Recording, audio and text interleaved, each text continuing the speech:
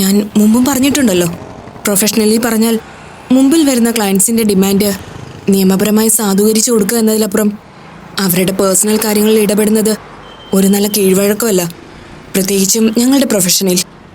പക്ഷെ ഇവിടെ ഞാൻ അങ്ങനെ ഒരു ശ്രമം നടത്തുന്നത് ഡോക്ടർ ജോബിന് വേണ്ടിയല്ല. ഈ കേസുമായി മാളവിക എൻ്റെ മുന്നിൽ വരുന്നതിന് മുമ്പ് കേട്ടറിവിലൂടെ മാത്രം പരിചയമുള്ള ഒരാളായിരുന്നു നിങ്ങൾ. ഇതിൽ നിങ്ങൾ പ്രതിസ്ഥാനത്ത് നിർത്തിയിരിക്കുന്നതാവട്ടെ അൺഫോർച്ചുനേറ്റ്ലി എൻ്റെ സുഹൃത്തും. ഓഫ് കോഴ്സ് ഡോക്ടർ ജോബിനുമായിട്ട് എനിക്ക് വളരെ കുറച്ച് പരിചയം മാത്രമേ ഉള്ളൂ. റൂംമേറ്റിൻ്റെ ഒരു ഫ്രണ്ട് എന്ന രീതിയിൽ മാത്രമേ ഞാൻ അയാളെ കണ്ടിട്ടുള്ളൂ. പക്ഷേ അലീനയുമായി അങ്ങനെയല്ല. ഇങ്ങനൊരു സൗഹൃദം സ്റ്റാർട്ട് ചെയ്യുന്നതും അത് ഒരു പരിധിക്കപ്പുറം അലീനെ വളർത്താൻ ശ്രമിക്കുന്നതും വളരെ അടുത്ത് നിന്ന് കണ്ട ഒരാളെന്ന നിലയിൽ ഡോക്ടർ ജോബിന് അതിൽ എത്രമാത്രം ഇൻവോൾവ് ആണെന്നുള്ള സത്യം എനിക്കറിയാം. കല്യാണം കഴിച്ചു പോയെന്നതുകൊണ്ട് ഭർത്താവിന് മറ്റൊരു സ്ത്രീയായിട്ട് സൗഹൃദം പാടില്ല എന്നൊരു പിടിവാശിയൊന്നും എനിക്കില്ല. പക്ഷെ ആ ഒരു സൗഹൃദം പരിധിക്കപ്പുറം വളർന്നിട്ടും അയാൾ എന്നിലെ സ്ത്രീയെ മനോഹരമായി ചതിക്കായിരുന്നു, പറ്റിക്കായിരുന്നു. അതാണ് എൻ്റെ പ്രശ്നം. എൻ്റെ മാത്രമല്ല, അയാളെ പ്രസവിച്ച് കഷ്ടപ്പെട്ട് വളർത്തിയ ഒരു പാവം സ്ത്രീയുടെയും. മകനെ അത്രമാത്രം വിശ്വസിക്കുകയും സ്നേഹിക്കുകയും ചെയ്ത ഒരമ്മയെ അയാളുടെ ജീവിതത്തിൽ നിന്ന് മാറ്റി നിർത്താമെങ്കിൽ കഷ്ടിച്ച 2 വർഷം മാത്രം അയാളുടെ ഭാര്യയെ ജീവിച്ച എനിക്ക് എന്തുകൊണ്ട് അതിന് സാധിക്കില്ല? That's my question. യെസ്, മാളവികയുടെ ചോദ്യം ജെന്യൂനാണ്. I accept it. പക്ഷെ ഒരു അമ്മ മകൻ റിലേഷനും ഒരു ഭാര്യപത്ര റിലേഷനും തമ്മിൽ കമ്പയർ ചെയ്യുന്നത് പോലും മണ്ടത്തരമാണ്. നോക്കൂ, ഒരമ്മയ്ക്ക് തൻ്റെ കുഞ്ഞിനെ ശിക്ഷിക്കാം, മേലിൽ വീട്ടിൽ കയറി പോകരുതെന്ന് ശാസിക്കാം. മാളവിക പറഞ്ഞതുപോലെ അയാൾ അകറ്റി നിർത്തുകയും ചെയ്യാം. പക്ഷെ ഒരു ഭാര്യയ്ക്ക് അതൊക്കെ അത്ര ഈസി ആയിട്ട് ചെയ്യാൻ പറ്റുന്നുള്ള കാര്യത്തിൽ മാളവികയ്ക്ക് ഉറപ്പുണ്ടോ? Why not?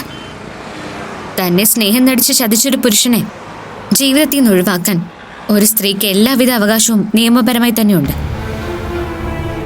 അങ്ങനെ ആയിപ്പോയതുകൊണ്ട് ജീവിതകാലം മുഴുവൻ അയാളുടെ അടിമയായിട്ട് ജീവിച്ചോളണമെന്നൊന്നുമില്ലല്ലോ. ഒരിക്കലുമല്ല.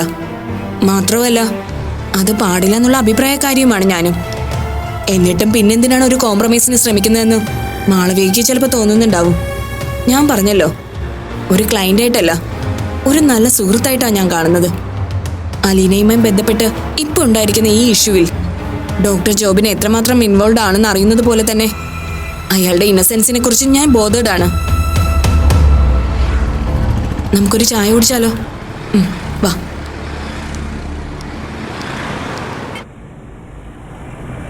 ഞാൻ പറഞ്ഞു വന്നത് എന്താന്ന് വെച്ചാൽ, ഒരിക്കൽ ക്ലാസ്മേറ്റ്സ് ആയിരുന്ന, കുറച്ചുകൂടെ കടത്തി പറഞ്ഞ, ഒരിക്കൽ പ്രണയിച്ചിരുന്ന ഒരു പുരുഷനെ ജീവിതത്തിന്റെ മറ്റേതെങ്കിലും ഒരു ഫേസിൽ വെച്ച് നമ്മൾ കണ്ടുമുട്ടുന്നു. അയാൾ വിവാഹിതനാണെന്ന് അറിയുന്നു. കഴിഞ്ഞ കാലത്തിന്റെ ഒരു സ്നേഹബന്ധത്തിന്റെ പേരിൽ ഒരു ഫ്രണ്ട്ഷിപ്പ് ആകുന്നതിൽ വിരോധമൊന്നുമില്ല. പക്ഷെ നേരത്തെ മാള് സൂചിപ്പിച്ചതുപോലെ ഒരു പരിധിക്കപ്പുറത്തേക്ക് വളർത്താൻ സാഹചര്യം ഒരുക്കുന്നതും അതിൽ തന്റെ ബോയ്ഫ്രണ്ട് ആയിരുന്ന ആളെ നിർബന്ധപൂർവ്വം തന്നിലേക്ക് അടുപ്പിക്കാൻ ശ്രമിക്കുന്നതും ഒരിക്കലും അംഗീകരിക്കാൻ പറ്റുന്ന കാര്യമല്ലല്ലോ. മാളവികയുടെ ഹസ്ബൻഡ് ആ ട്രാപ്പിൽ എത്രമാത്രം അകപ്പെട്ടു എന്നുള്ളതാണ് ഇവിടുത്തെ പ്രശ്നം. അത് ശരിയാ, മാഡം പറയുന്നൊക്കെ എനിക്ക് മനസ്സിലാവും.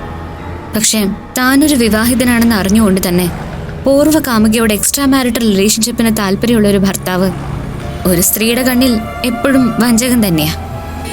അങ്ങനെയല്ലെന്ന് മാഡത്തിന് പറയാൻ പറ്റുമോ? നോ, ഞാൻ പറഞ്ഞല്ലോ മാളവിക, ജോബിനെ ഞാൻ ഒരിക്കലും വെള്ളപൂശിയല്ല. പക്ഷെ അറിഞ്ഞോ അറിയാതെയോ അയാൾ ചെയ്ത തെറ്റിന്റെ ഗ്രാവിറ്റി മറ്റു പല കേസുകളും വെച്ച് നോക്കുമ്പോൾ അത് വളരെ കുറവാണ്. ക്ഷമിക്കാവുന്ന ഒരു തെറ്റിന്റെ പേരിൽ 2 പേർക്കും കിട്ടാവുന്ന ഒരു നല്ല ലൈഫ് അത് വേണ്ടെന്ന് വെക്കണോ എന്നേ ഞാൻ ചോദിക്കുന്നുള്ളൂ. Do one thing. എൻ്റെ ഒരു അഭിപ്രായമാണ്, ജോബിന് മാളവികയെ നേരിട്ട് കണ്ടെന്ന് സംസാരിക്കണമെന്ന് പറഞ്ഞല്ലോ, അതിനൊരു അവസരം കൊടുത്താൽ നന്നായിരിക്കുമെന്ന് എനിക്ക് തോന്നുന്നു. അറ്റ്ലീസ്റ്റ് അയാൾക്ക് പറയാനുള്ളത് എന്താണെന്ന് കേൾക്കെങ്കിലും ചെയ്യാമല്ലോ. എന്നിട്ടും മാളവികയുടെ സ്റ്റാൻഡ് ഇതാണെങ്കിൽ നമുക്ക് നല്ല രീതിയിൽ തന്നെ പിരിയാം. അത് മാത്രമല്ല, മാളവികയുടെ പോയിന്റ്സ് അയാളെ പറഞ്ഞ് ബോധ്യപ്പെടുത്തുകയും ചെയ്യാമല്ലോ. പക്ഷേ എനിക്ക് മാഡത്തിൻ്റെ അഭിപ്രായത്തോട് യോജിപ്പില്ല. എന്നാലും മാഡത്തിനെ പോലെ ഒരാളുടെ വാക്ക് ഞാൻ നിഷേധിക്കുന്നതും ശരിയല്ലല്ലോ. ശരി, അയാളെ വിളിച്ചോളൂ. പക്ഷേ ഒരു കാര്യം ഞാൻ പറയാം, അയാൾ എത്രയൊക്കെ സ്വയം ന്യായീകരിക്കാൻ ശ്രമിച്ചാലും എൻ്റെ പോയിന്റ്സ് ഇതൊക്കെ തന്നെയായിരിക്കും. അതിന് സമ്മതമാണെങ്കിൽ മാത്രം. Why not? നമുക്ക് നോക്കാം. വിത്ത് യുവർ പെർമിഷൻ ഞാൻ ജോബിനെ ഒന്ന് വിളിക്കുകയാണ്. ഉം.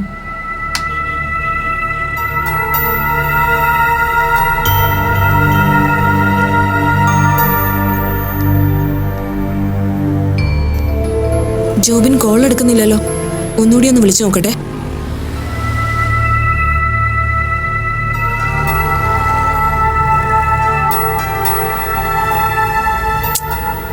സോറി, ജോബിൻ കോൾ എടുക്കുന്നില്ല. കണ്ടോ മാഡം, അയാൾ മനഃപൂർവ്വം അറ്റൻഡ് ചെയ്യാത്ത. എങ്ങനെയെങ്കിലും ഇത് എക്സ്റ്റെൻഡ് ചെയ്ത് കൊണ്ടുപോകണം, അതായിരിക്കും അയാളുടെ ആഗ്രഹം. മാഡം നിർബന്ധിച്ചോണ്ടാ ഒരു കൂടിക്കാഴ്ചയ്ക്ക് ഞാൻ തയ്യാറായത്. ദേ ഇനിയിപ്പോൾ അതും വേണ്ട. മാഡത്തിന് കഴിയുമെങ്കിൽ ഔട്ട് ഓഫ് ദി കോർട്ട് ഇതൊന്ന് സെറ്റിൽ ആക്കണം. ഇല്ലെങ്കിൽ ഞാൻ പറഞ്ഞല്ലോ, ലീഗലി തന്നെ ഞാനിത് പ്രൊസീഡ് ചെയ്യും. Okay madam. ക്യാഷ് ഞാൻ കൊടുത്തോളാം. ശരി.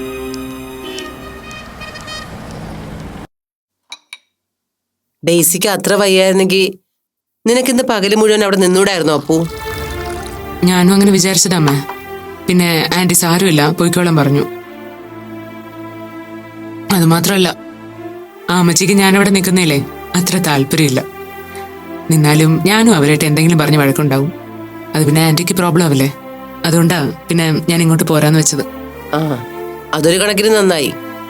അവരുടെ സ്വഭാവം പറഞ്ഞു കേട്ട് വെച്ച് നോക്കുമ്പോ ഉറപ്പായിട്ടും നിങ്ങൾ തമ്മിൽ വഴക്കായനെ. പിന്നെ ഈ ഡെയ്സിക്ക് വയ്യായ്ക്കിടയിൽ അത് സോൾവ് ചെയ്യാനേ നേരം ഉണ്ടാവും. എന്നിട്ടിപ്പോ എങ്ങനെയുണ്ട്? ഫുഡൊക്കെ കഴിച്ചു തുടങ്ങിയോ? പോരാൻ നേരം ഞാൻ അമ്മച്ചിയോട് കുറച്ച് കഞ്ഞി ഉണ്ടാക്കി കൊടുക്കാൻ പറഞ്ഞു. പിന്നെ മെഡിസിനൊക്കെ ആന്റി എടുത്ത് കഴിച്ചോളും. എന്നാലും ജോബിനെ കണ്ടിട്ട് ഒന്ന് മിണ്ടാൻ പോലും ഡെയ്സി തയ്യാറായില്ലേ? അത് ഇത്തിരി കടന്ന വാശിയായിപ്പോയി. ജോബിനും അതേ വാശിയിലാണോ? അല്ല, ഡോക്ടർക്ക് ശരിക്കും ആന്റിയോട് മിണ്ടണമെന്നൊക്കെ ഉണ്ട്. പിന്നെ ആന്റിയുടെ സ്വഭാവം അറിയുന്നുണ്ടായിരിക്കും ഇങ്ങനെ അകന്നു മാറി നിൽക്കുന്നത്. ആ അമ്മച്ചി പറയുന്ന പോലെ മകൻ ഡോക്ടറാണെന്ന് പറഞ്ഞിട്ട് കാര്യമൊന്നുമില്ല. ഒരാവശ്യം വന്നപ്പോ സ്വന്തം അമ്മയ്ക്ക് ഉപകാരം ഇല്ലാതായി പോയി. അതിന്റെ ഒരു കുറ്റബോധം ഡോക്ടർക്കും ഉണ്ട് കേട്ടോ. ആ ദേ പറഞ്ഞു തീർന്നില്ല, ജോബിൻ ഡോക്ടറെ വിളിക്കുന്നത്. ആന്റിയുടെ കാര്യം അറിയാനായിരിക്കും. Hello doctor. അപ്പു ഇപ്പൊ എവിടെയാ? മമ്മിയുടെ അടുത്തുണ്ടോ? ഇല്ല ഡോക്ടർ, ഞാൻ അവിടെ നിന്ന് കുറച്ചു മുമ്പ് ഇറങ്ങി. ഞാനിപ്പോ വീട്ടിലെത്തിയുള്ളൂ. മമ്മിക്കിപ്പോ എങ്ങനെയുണ്ട് അപ്പു? ഈഷി ഓക്കെ? പൂർണ്ണമായിട്ടും ഓക്കെ എന്ന് പറയാൻ പറ്റില്ല ഡോക്ടർ. എന്നാലും രാവിലത്തേക്കാളും കുറച്ച് കുറവുണ്ട്. ന്യൂമോണിയ ആവാതെ കെയർ ചെയ്യണമെന്നാ ഹോസ്പിറ്റലിൽ നിന്ന് പറഞ്ഞത്. അതെ, മമ്മിക്ക് അങ്ങനെ ഒരു കുഴപ്പമുണ്ട്. മമ്മിക്ക് ഓൾറെഡി കഫത്തിന്റെ പ്രോബ്ലം ഉള്ളതാ. മരുന്നൊക്കെ പ്രോപ്പറായിട്ട് കഴിക്കാൻ പറഞ്ഞോ അപ്പു? ആ, ഞാനതൊക്കെ സെറ്റ് ചെയ്ത് വെച്ചിട്ടാ പോന്നെ. നമ്മൾ അതൊക്കെ സെറ്റ് ചെയ്ത് വെച്ചാലും കൂടെ കൂടെ വിളിച്ചൊന്ന് ഓർമ്മിപ്പിക്കണം. മറ്റുള്ളവരുടെ കാര്യത്തിലുള്ള ശ്രദ്ധ മമ്മിക്ക് സ്വന്തം കാര്യത്തിലില്ല. ആ കാര്യം ഓർത്ത് ഡോക്ടർ വിഷമിക്കേണ്ട. ഞാൻ ആന്റിയുടെ ഫോണിലെ റിമൈൻഡർ അലാറം വെച്ചിട്ടാ പോകുന്നത്. മാത്രമല്ല ആന്റി കൃത്യമായിട്ട് മരുന്ന് കഴിച്ചോളാന്ന് ഉറപ്പും തന്നിട്ടുണ്ട്. പിന്നെ അമ്മച്ചി ഞാൻ ഓർമ്മിപ്പിച്ചിട്ടുണ്ട്. റിസ്ക് എടുക്കണ്ടായിരുന്നു. മമ്മിയെ അഡ്മിറ്റ് ചെയ്താൽ മതിയായിരുന്നു. ഞാൻ എന്ത് ചെയ്യാനാ ഡോക്ടർ? അഡ്മിറ്റ് അവൻ ആവുന്നത് പറഞ്ഞതാ. ആന്റി വാശി പിടിച്ചിട്ടാ അത് നടക്കാതെ പോയത്. ഡോക്ടർ അതോർത്ത് വിഷമിക്കണ്ട. ഇന്നത്തെ അവസ്ഥ ഇപ്പൊ എങ്ങനെയാന്ന് നോക്കട്ടെ. നാളെ രാവിലെ ഞാൻ പൊയ്ക്കോളാം ആന്റിയുടെ അടുത്തോട്ട്. Thank you Appu. ബുദ്ധിമുട്ടാവില്ലെങ്കിൽ കുറച്ച് രാവിലെ തന്നെ പൊയ്ക്കോളൂ കേട്ടോ. എന്നിട്ട് എന്നെ ഒന്ന് അപ്ഡേറ്റ് ചെയ്യണേ. Sure doctor. ആ ശരി അപ്പു. ജോബിനെന്താ വിളിച്ചേ? ടെൻഷനിലാണോ അയാള്? പിന്നല്ലാതെ. എത്രയായാലും മമ്മിയുടെ അവസ്ഥ ഓർത്ത് ഡോക്ടർക്ക് ടെൻഷൻ കാണാതിരിക്കോ? മുന്നും പിന്നെ നോക്കാതെ ഓരോന്നിനും എടുത്തിയാടിയിട്ടല്ലേ. കുറച്ച് ടെൻഷൻ അടിക്കട്ടെ. അത് ഡോക്ടറുടെ കാര്യത്തിൽ മാത്രമല്ലല്ലോ, എല്ലാവരുടെ കാര്യത്തിൽ സംഭവിക്കാവുന്നല്ലേ. അതെന്താ നീ അങ്ങനെ പറഞ്ഞത്? ഏയ് ഒന്നുമില്ല. നമ്മുടെ കാര്യവും ഒട്ടും മോശമായിരുന്നില്ലല്ലോ അമ്മേ. എല്ലാവരുടെ ജീവിതത്തിലും ഉണ്ടാവും ഇതുപോലൊരു ബാഡ് ടൈം. അതെങ്ങനെ ഓവർകം ചെയ്യുന്നു എന്നുള്ളതിലാ കാര്യം. നേരാ നീ പറഞ്ഞത്.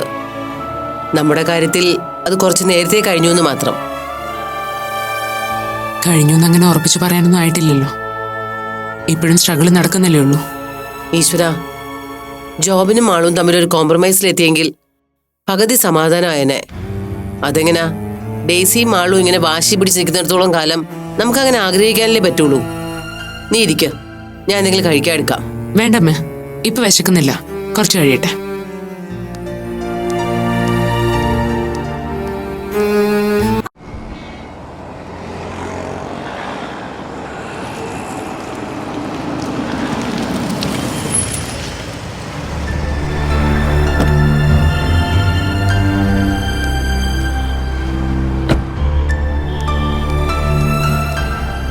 ഹിമ വെയിറ്റ് ചെയ്യാൻ തുടങ്ങിയിട്ട് കുറച്ചു നേരമായോ?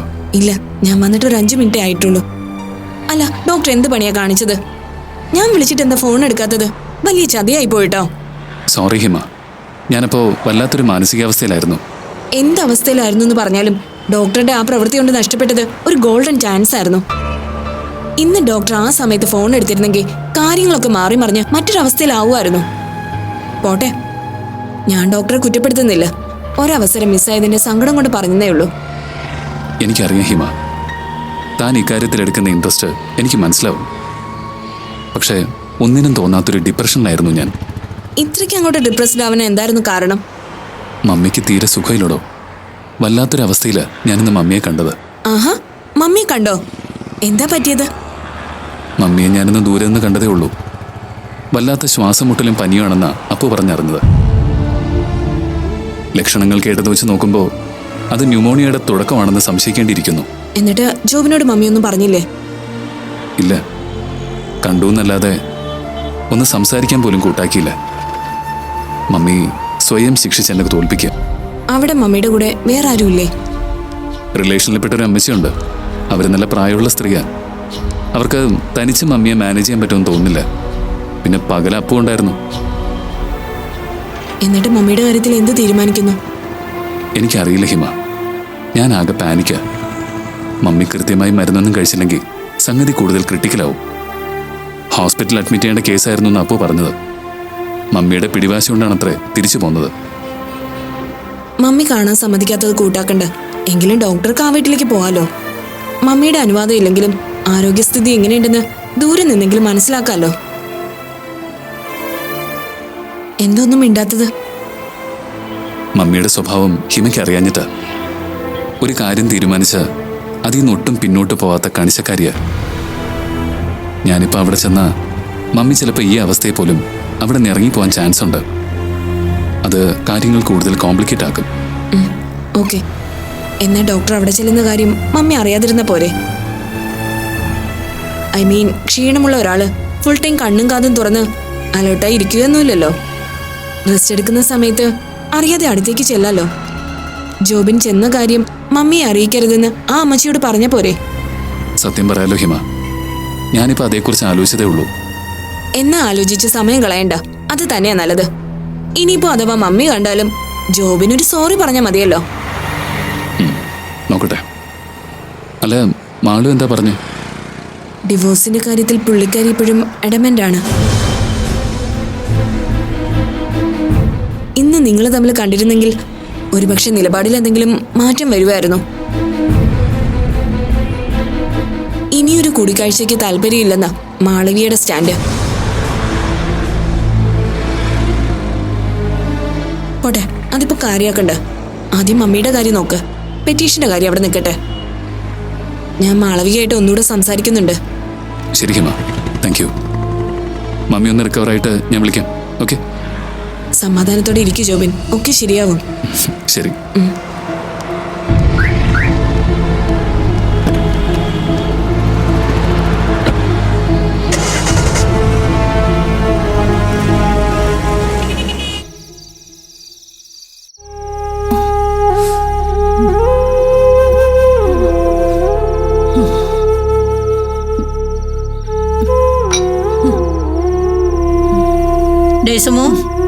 ഡേസമോ, കർത്താവേ, പനി അങ്ങോട്ട് പോകുന്നില്ലല്ലോ. നേരത്തേനേക്കാളും പൊള്ളുന്ന ചൂടാണല്ലോ ഇപ്പോ. ഈ മരുന്ന് അങ്ങോട്ട് ഏക്കുന്നില്ലല്ലോ ഡേസമ്മ. വാ, എഴുന്നേക്ക്. ഞാൻ ഇച്ചിരി കഞ്ഞി ഉണ്ടാക്കി, അത് കുടിക്ക്. എനിക്ക് വേണ്ട അമ്മച്ചി, വായിക്കെന്തോ വല്ലാത്ത കയ്പ്. അങ്ങനെ പറഞ്ഞാൽ എങ്ങനെയാ? വലത് ഉള്ളിച്ചല്ലാതെ പനി മാറുവോ? മരുന്ന് കഴിക്കാനുള്ളതല്ലേ. വാ, എഴുന്നേക്ക്. വേണ്ടെങ്കിലും 2-3 സ്പൂണെങ്കിലും കഴിക്ക്. വാ, എഴുന്നേക്ക്.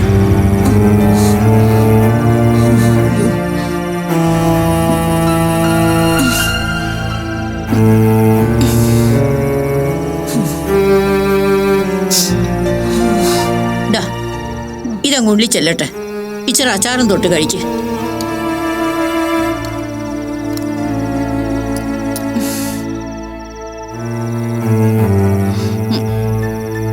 എന്നതാണേലും എന്റെ ഡേസമ്മോ, നീ ചെയ്തത് വല്ലാത്തൊരു ചെയ്ത്തായി പോയി കേട്ടോ. അല്ല, ഇന്ന് വഴി വെച്ച് ജോക്കുട്ടിനെ കണ്ടിട്ടും നീ അവനോടൊരു വാക്കും മിണ്ടിയില്ലല്ലോ. എന്തെങ്കിലും ഒന്ന് ചോദിച്ചിരുന്നെങ്കിൽ അവൻ നിന്നോടൊപ്പം ഇവിടെ കാണുകയില്ലായിരുന്നോ? അതറിയാവുന്നതുകൊണ്ടാ ഞാൻ അവനോട് മിണ്ടാതിരുന്നത്. ഓ, കണക്കായി പോയി. മനുഷ്യൻ ചാവാൻ കിടക്കുമ്പോഴായി ഈ ദുർവാശി. ആ കൂടെ വന്ന കൊച്ചിനെങ്കിലും കാര്യം പറഞ്ഞ് മനസ്സിലാക്കായിരുന്നില്ലേ? അമ്മച്ചി ഇപ്പൊ ഇത് പറയാനാണോ എന്നെ വിളിച്ചെഴുന്നേപ്പിച്ചത്? ഓ, ഞാനൊന്നും പറയുന്നില്ലേ. എന്തുവാന്ന് വെച്ചാ നിങ്ങളുടെ ഇഷ്ടം പോലെ അങ്ങ് ചെയ്യ്. ഈ അവസ്ഥയില് അവൻ കൂടെ ഉണ്ടായിരുന്നെങ്കിലോ എന്ന് ആശിച്ചു പോയതാ ഞാന്. അമ്മച്ചിയെ പോലെ ആഗ്രഹം എനിക്കുണ്ട്. എന്നാലും ഞാൻ എന്റെ മനസ്സിനെ അങ്ങ് അടക്കിയതാ. മതി അമ്മച്ചി, ബാക്കിയും കൂടെ കുടിക്ക്. മതി. ഛേ, അങ്ങനെ പറഞ്ഞാൽ എങ്ങനെയാ ഡേസമ്മ? കഞ്ഞി പാത്രത്തിൽ തന്നെ ഇരിക്കുവാന്നല്ലോ. എനിക്ക് വേണ്ടാഞ്ഞിട്ടാ അമ്മച്ചി. മരുന്ന് കഴിക്കാനുള്ള ഭക്ഷണം ഞാൻ കഴിച്ചല്ലോ, അത് മതി. ആ, എന്നാ നീ ഇരിക്ക്. ഉം. മരുന്ന് ഞാൻ എടുത്തു തരാം.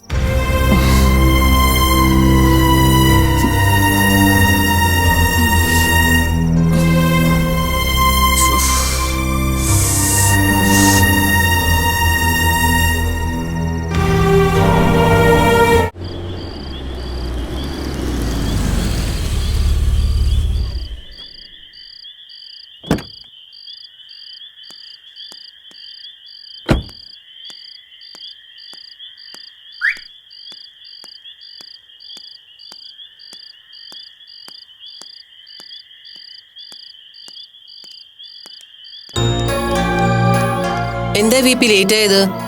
ഓ, ഒന്നും പറയണ്ടടോ. ഇൻസ്റ്റിറ്റ്യൂഷന് വേണ്ടി അരവിന്ദനുമായിട്ടൊരു പർച്ചേസിങ്ങിന് ഇറങ്ങിയതാ. റെഫറൻസിന് വേണ്ട കുറച്ച് ബുക്കുകൾ വാങ്ങാനുണ്ടായിരുന്നു. പക്ഷേ ഇവിടുത്തെ ഷോപ്പുകളിലൊന്നും അവൈലബിൾ ആയിരുന്നില്ല. അപ്പോഴാ അരവിന്ദനൊരു ഫ്രണ്ട് വിളിച്ചു പറഞ്ഞത് കൊല്ലത്തൊരു ഷോപ്പിൽ ആ ബുക്കുകളുണ്ടെന്ന്. എന്നാ പിന്നെ കയ്യോടെ പോയിട്ട് അതങ്ങ് വാങ്ങിക്കളയാന്ന് വിചാരിച്ചു. കൊള്ളാം. എങ്കിൽ പിന്നെ അതൊന്ന് വിളിച്ചു പറഞ്ഞുകൂടായിരുന്നോ? ഞാൻ വിളിച്ചിട്ട് കിട്ടുന്നുമില്ലായിരുന്നു. അലച്ചിലിനിടയിൽ മൊബൈലിന്റെ ചാർജ് തീർന്ന് സ്വിച്ച് ഓഫ് ആയതൊന്നും ഞാൻ അറിഞ്ഞില്ല.